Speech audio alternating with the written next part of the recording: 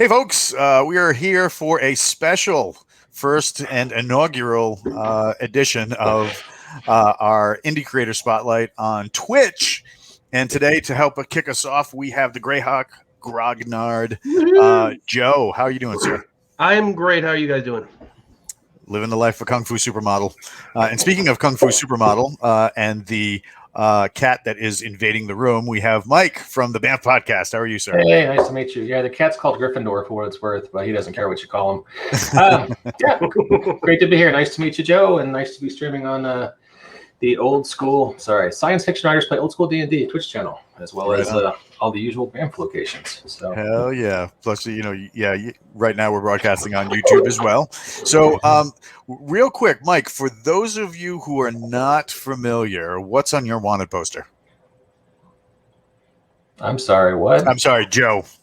I'm like, well, okay, you guys just have a chat, and I'll sit here and be cordial. I'm going to say wanted for near copyright infringement. Aren't we all? Yeah, thank God for the OGL, right? Yes, indeed. So you run the Greyhawk Grognard podcast as well as a blog of the same name. Can you tell us how you got involved in that?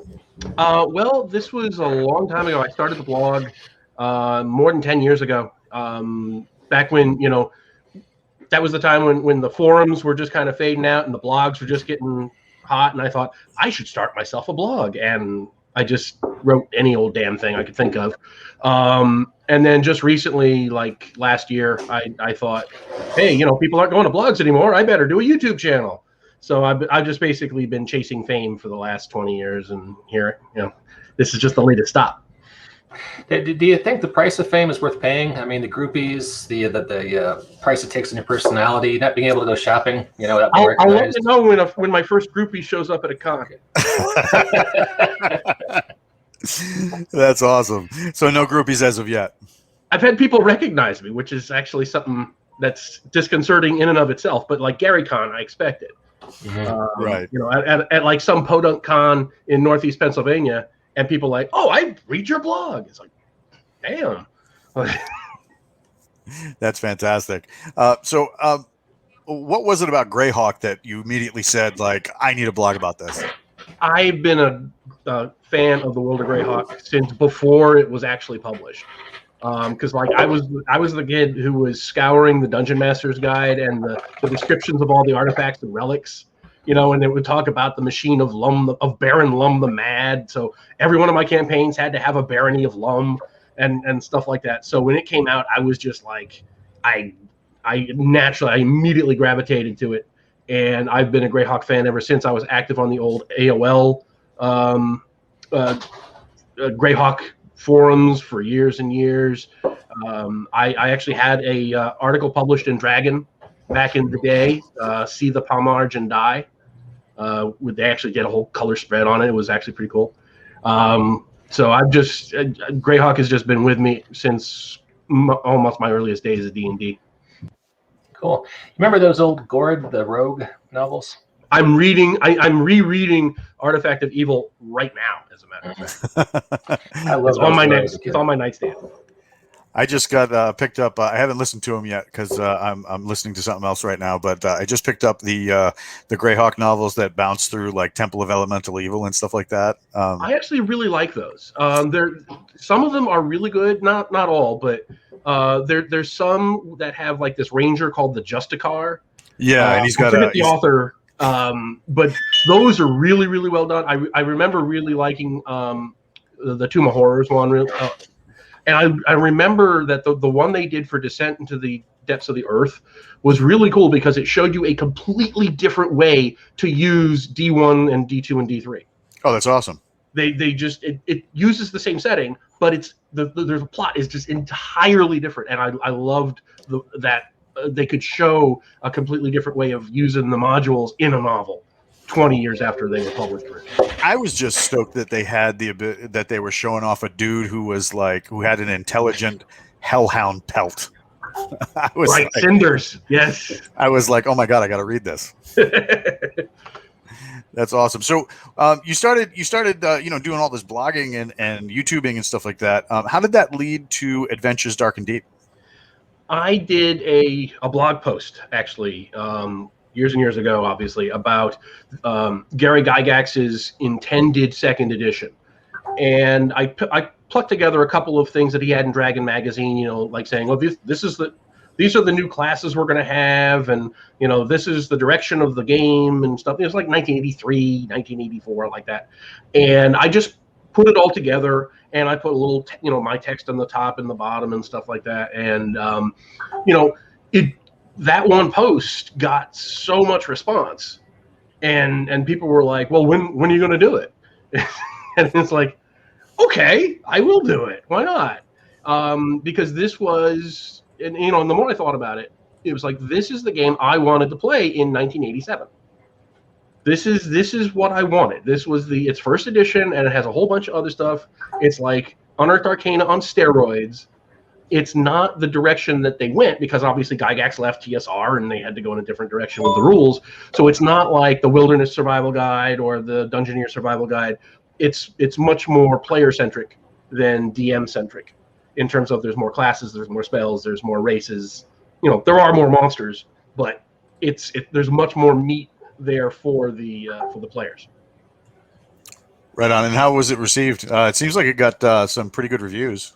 Yeah, people like it. It's a little bit of an outlier in the OSR, because OSR tends to be rules light, and because Adventures Dark and Deep is based on first edition, it is very much not rules light. It is. It uses weapon speed in the initiative. It actually works, because when you actually run it right, it just goes boom, boom, boom, boom. Yeah, as opposed to all the tracking weapon speed over segments and stuff like that. Well, the way it works is you take your weapon speed and you add it to your D6, and then you just count up from there. So like I go 1, 2, 3, I go 4, 5. Okay, the monsters go 6, 7. I go. And you either add your weapon speed or you add your casting time of your spell. And it just works so smoothly in practice once you get that, once you get the hang of it. How do you deal with encumbrance rules? I just use the same encumbrance rules that first edition had, and when I play, I just ignore it usually. Yeah. Although I did include the carrying capacity from the player character record sheet. It's like that was the only place you knew how many gold pieces could fit in a backpack. Was this one little table in the character record sheet instructions? And it's like, what? No, this is going in the rules. Just take it up. So it was like that. It was very much of a research project. I was finding stuff. I went through all of the errata that they had in Dragon magazine. I went through all the Q&As that Gary Gygax did in Dragon's Foot and Knights and Knaves and all those other places. And I scoured everywhere, and I put together these lists of all the changes and additions and stuff like that. And then I just started with first edition and started applying all those changes. And the result was Adventures Dark and Deep. It almost reminds me of these stories I heard about the people putting together the New Testament back in the days. You take this source and this source, and this we think complements. That's kind of cool. Yeah. I have a fun encumbrance rules story, but it's short. The way we dealt with it was we had a donkey named Seymour who could always take one more step. Didn't matter what he was carrying or how much he was carrying. Seymour could always take one more step. So that was how we kind of hand wave encumbrance. Hey, real quick to talk about hand waving. I just wanted to shout out to 67 Indian, who just dropped a whole load of subscriptions in the chat. So he just subscribed to Tier 2 for 10 months. Thanks, man. Nice. Sweet. So now that's been exploded all over the screen, let's talk a little bit about the Kickstarter, right? Because you have the Kickstarter running. There's a lot to talk about and a lot to unpack with this, because obviously you have this based on Adventures Dark and Deep, but there's the big draw for this. We were talking a little bit before the show started, and I said that the thing that drew me in were the covers, and we'll get to that in a minute, but. You had, you have this this thing that says right off the bat, old school.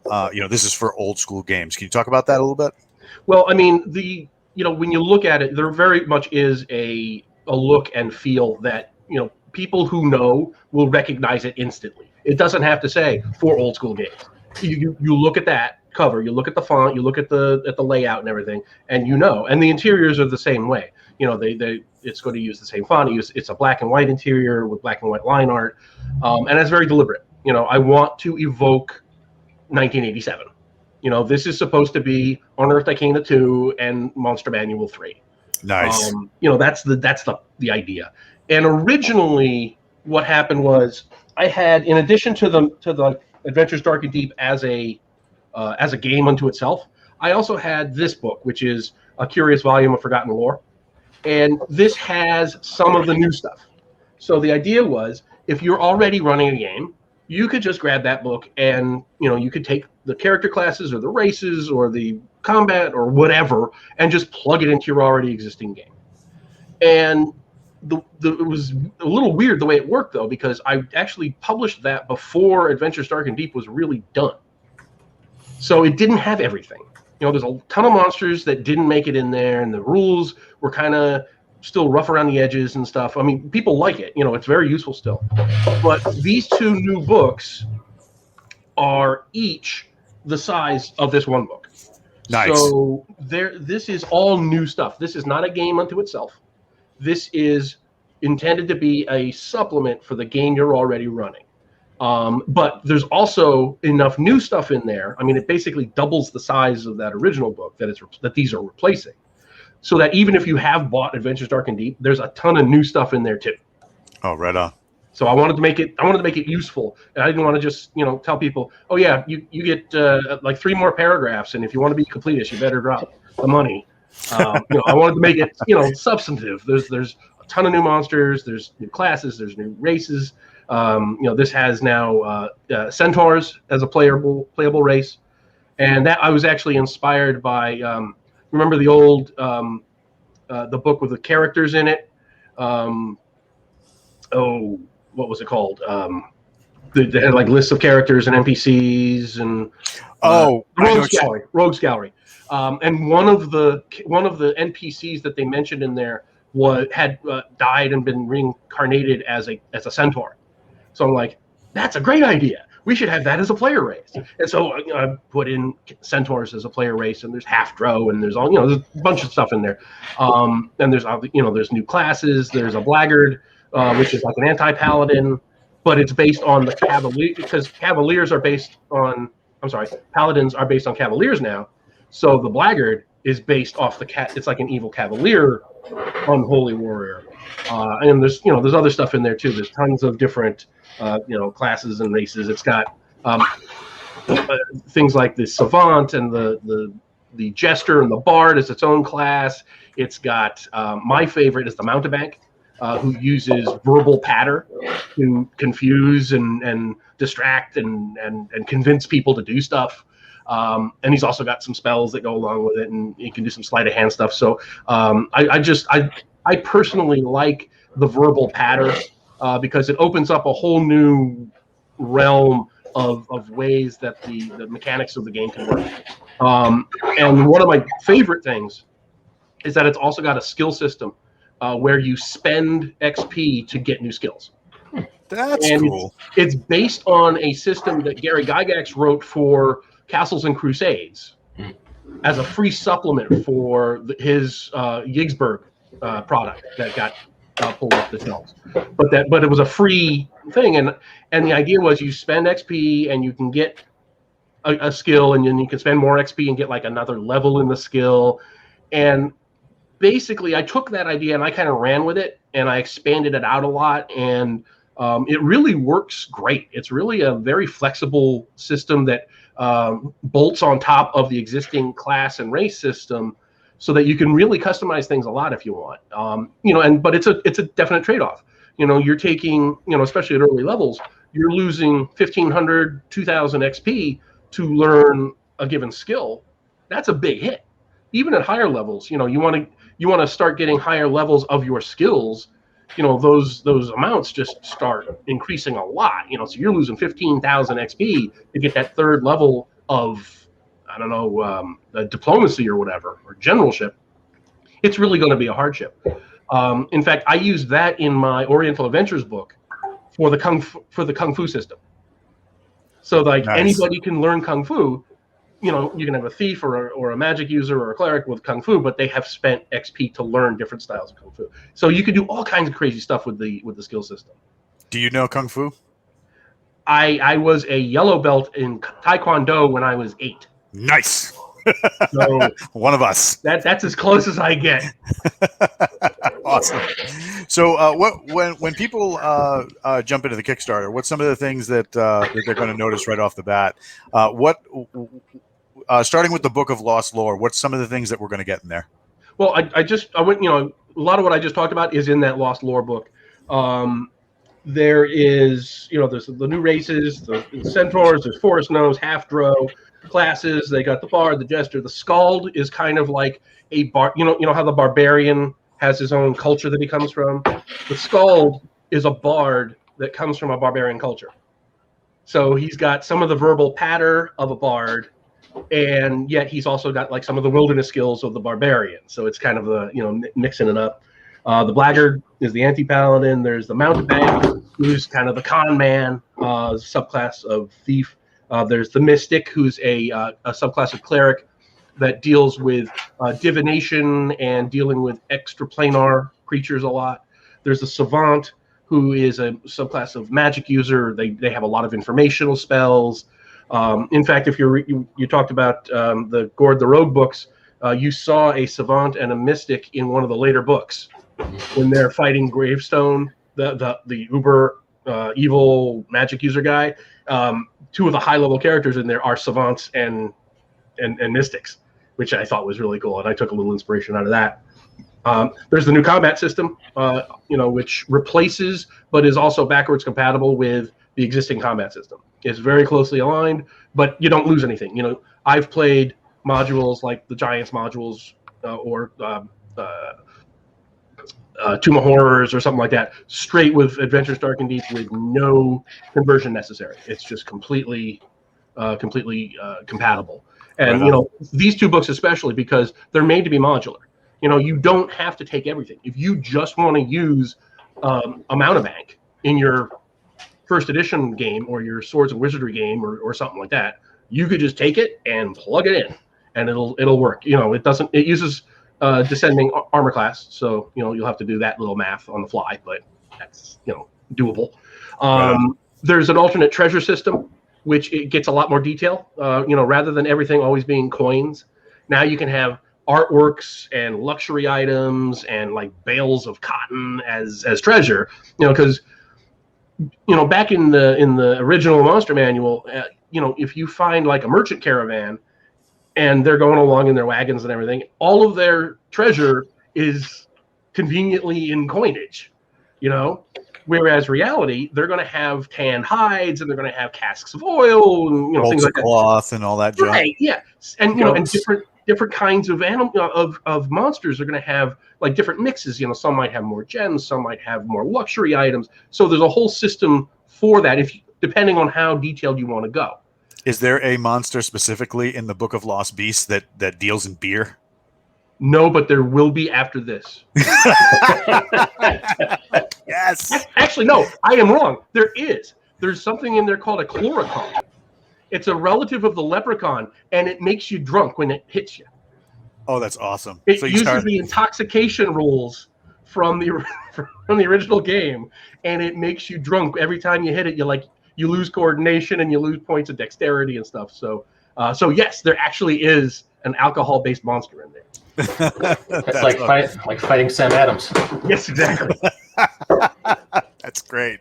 So aside from that particular monster, what are some of the monsters and things that people can expect in the Book of Lost Beasts? Well, a lot of the new monsters, obviously were in the original game, but what I've also done is gone through all of the other modules that I've printed over the years, like Castle of Mad Archmage and all of its expansions and some other adventures that I've written, and I've combined all them in here as well.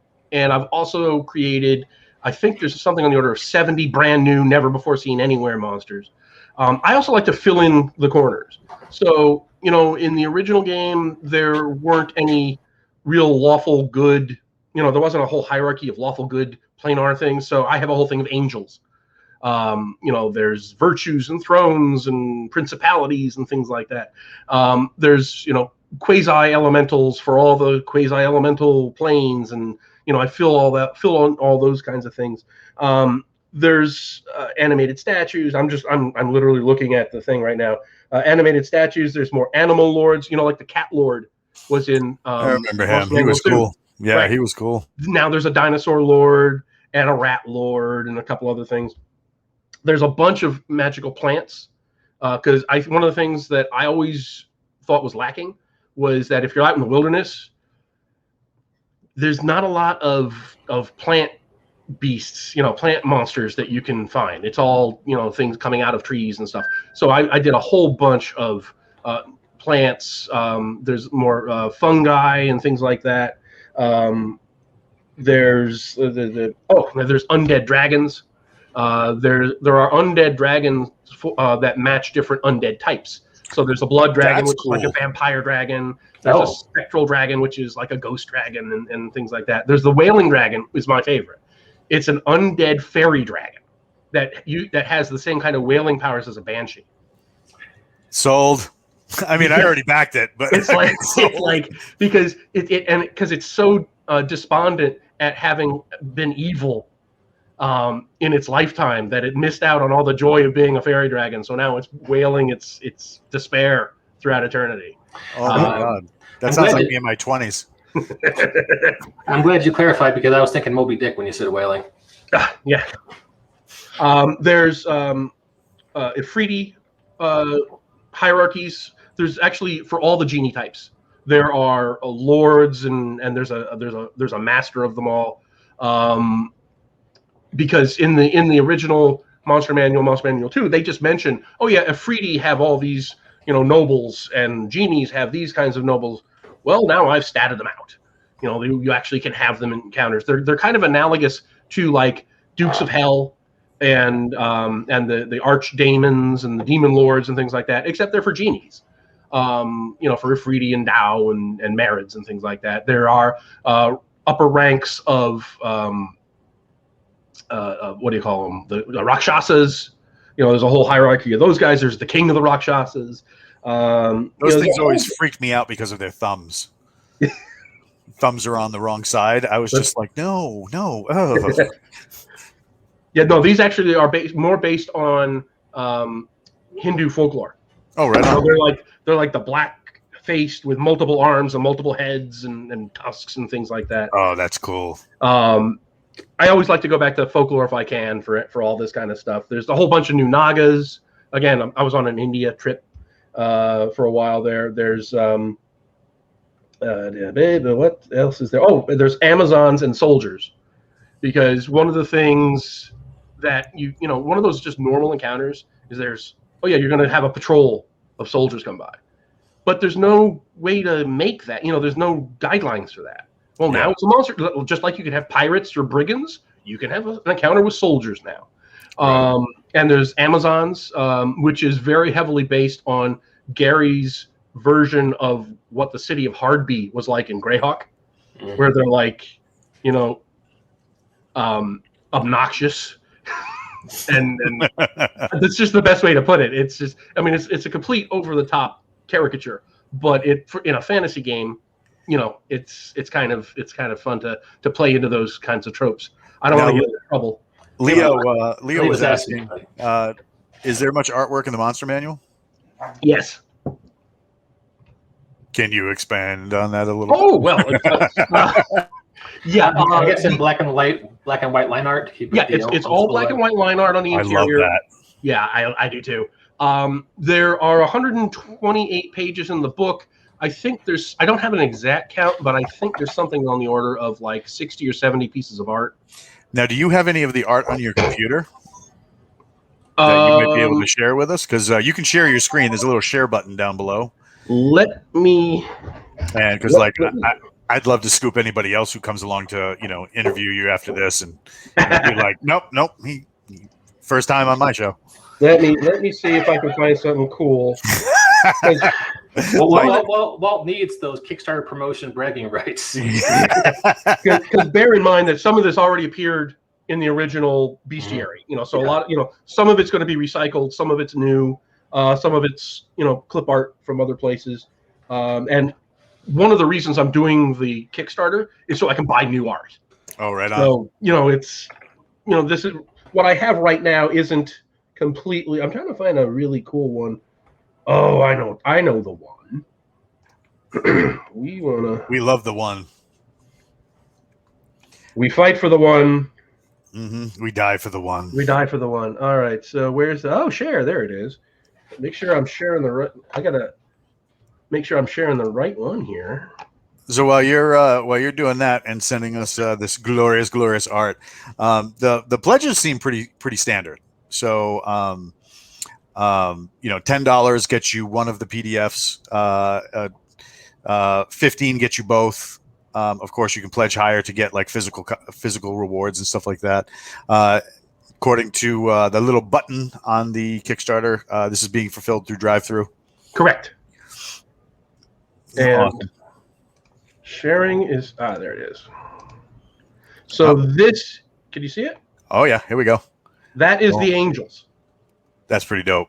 So this is actually, it's based on biblical descriptions of angels. So you got the wheel with all the eyes in it, and things are covered with weird eyes, and there's a cloud with the head of a lion, and it's very Old Testament. That's pretty dope. That is pretty cool. So the wheels with the eyes always freak me out. Okay, so we got thumbs and wheels. They were talking about that in the chat. They're like, yeah, next game we're gonna post pictures of weird hands with the thumbs on the wrong side to freak me out. Yeah. So to get back to your question about the fulfillment, the way I'm doing this is the people are pledging, and what they'll get is a coupon to buy the book at cost from drive-thru. And the reason I do that is because I have seen so many Kickstarters just die because postage went up, or they spent all the money and now they don't have enough money to buy, to publish the books or whatever. This way, the people can, people move and the books get shipped to the wrong place. No, you get a coupon. You're going to be able to buy the book for $9. So between the printing and the Kickstarter, you're still paying less than retail. So it's going to be you're still saving money by getting in on the Kickstarter. But this way, you're in control of, you get it shipped to yourself, and you're not going to I'm not going to have to worry about shipping things to Brazil, and it costs more than the book. God. I did that. I made that mistake on my first Kickstarter. Yeah, right. I did. Oh my God! Because I did like signed copies of the book, and I get things to Australia, and it costs like 4 times the cost of the book just to ship it there. Yeah, it's like, dude, I could have just written you a check. The mail service isn't always reliable in some of those countries either. Oh my God! That was a nightmare. So that's this way. I don't have to worry about it. It's all drive-throughs, and my God, customs forms. Oh my, I'm still having flashbacks to filling out 100 customs forms for one of my Kickstarters. So this is just, it's a way of actually making things easier on both ends. People can have it sent where they want to do it, where they want it to send. I don't have to keep track of everything. It's just so much easier this way. That's fantastic. And it also helps. It's one less failure point for the Kickstarter. It's one less thing that I can screw up, and then people don't get their books. No, I want to do everything I possibly can to make sure that the people get what I'm promising them. No, I'm with you. Fulfillment is hard enough as it is. And if I can come across something like this where it's one less point of failure, because in real life I'm a project manager. So I want to make sure that my timeline goes as smooth as I plan it, and this is just one less place I can screw it up. Right on. So, what what are we are we going to get any play tests or maybe some things that where we can see this kind of stuff in action, like maybe the biblical wheel of eyes attacking a party or helping a party, or anything like that? Do we have any demos that are planned? No, but that's a great idea. I hadn't, but I think I smell a YouTube video coming up. I know Mike on Mondays has a show that he does in conjunction with the channel, where guys who have their own games come on and test drive them a little bit during a lunch hour. We would love that. Please do. Yeah, that'd be a lot of fun. Let's you got my email. We can make it happen. Although I will also be running a first edition game with the Adventures Dark and Deep stuff at ShireCon, which is here in the Northeast. It's a little con getting off the ground. It's like, I think it's going to be its third or fourth year running, and I've been with it since the beginning. It's in Western Connecticut in the Berkshires. Okay. I believe it's in September. Oh, you're right down the road from me. Yeah, it's a great little con. They rent out a theater, and they got a bunch of people coming. It's pretty much an old school con, but there's all kinds of stuff that goes on there. They get some vendors. I've been a vendor there in the past, although this time I'm going there to run stuff. It's look it up, ShireCon, ShireCon 2021. So there I will actually be running this. That's fantastic. Oh, good for you for getting back in-person cons. I'm still a little nervous about all that. Oh, I don't want to get into that. Well, that's the last thing I need is a controversy midway through my. I wasn't trying to do anything controversial. I swear, I was just being honest. I got to go into the office next week, and I'm like, shit, I got to ride the bus. That's going to be fun. So. Yeah, my last con was in 2001. Oh, wow. Yeah. So once every 2 decades. Yeah, I'm good. I'm good. I go to GaryCon, which is right on. I love it. And there's a bunch of cons around here. Some gaming cons. I go to a lot of sci-fi cons too. Just to go. You're gonna be doing virtual Greyhawk Con? I'll be a audience member. I'm not actually participating, but I'll be there. But one of my favorite cons is actually Historicon down in Lancaster. It's historical wargaming all weekend long, and it's like coming home. That's fantastic. Have you done like reenactment and stuff like that? I actually, in my younger days, I did some reenactment stuff. I did some Roman reenactment. I was an SCA guy back in high school and college. Went to dance practice to meet girls. Like you do. As one does. So yeah, I've done some reenacting. But lately, I mean, I love the role playing. I love war games. You can probably see behind me the big giant ogre box in the background. Yeah, I still have the picture. That's the ogre designers edition from the Kickstarter. I still have a picture of the UPS guy staggering down my driveway with it. Oh my God, what's in this? Because it weighs like 50 pounds. It's crazy. But I've got a bunch of like old SPI games and stuff like that. But I also do a lot of miniatures. I've got. You can probably see the edges of the boxes there, the old AD&D miniatures. And I got a bunch of the old Grenadier stuff, and I do historical minis. I do all kinds of stuff. I've actually got a fleet of 2400 Renaissance galleys. Oh my God! So if I can only find some rules, I'll be all set. But I've got painted minis for it. You're not fucking around. You're serious about that. That's cool. Oh yeah, right. I can bring them. I can get them out if you want. I have no doubt. I believe it completely. My kid has been trying to do that. He's I had to talk him out of Axis and Allies last time we were at the game store. Oh yeah. Oh, that's a money drain right there. Mm-hmm. Yeah, it's a money and time drain. He's 8. He doesn't have the patience for all that. And I was like, maybe in a few years, buddy, not just yet. What I've been doing lately, I've been posting about it on the blog a little bit. Is I've been doing some World of Greyhawk 15 millimeter armies, and eventually my goal is I want to actually at cons run Greyhawk battles. So Oh, that'd be crazy. It would be cool. It's like a skirmish game or something, right? Well, this is actually a full-blown army game, army level game. Okay, I got you. Cool. Yeah, that was what mid to late '80s, right? Did they release that? Well, they did the skirmish game. They did a couple because they did Battle System in the '80s, which was like it was almost a skirmish game, but you could play it like a real war game and had the cardboard counters and stuff.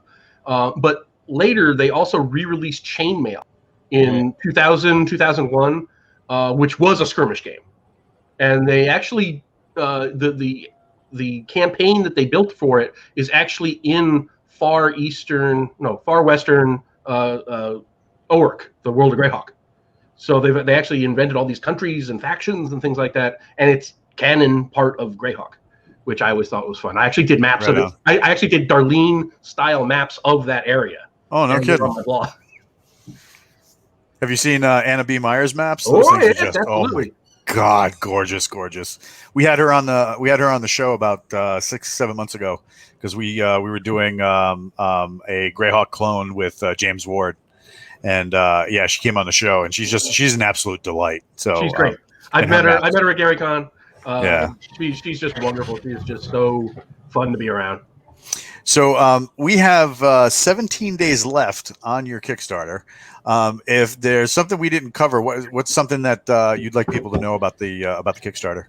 Well, I mean, obviously it's for old school stuff, and even for people who like a rules light game, don't be intimidated by the fact that it's kind of first edition-y, because you can just pick and choose what you want, and you don't have to go all in on it. One of the reasons I'm doing these books is so that you don't have to buy a complete game system.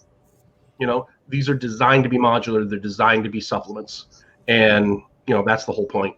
But if you like a rules-heavy game, you can bolt this onto that too. That's fantastic. So if people want to stalk you on the internet, what's the best place? GreyhawkGrognard.com.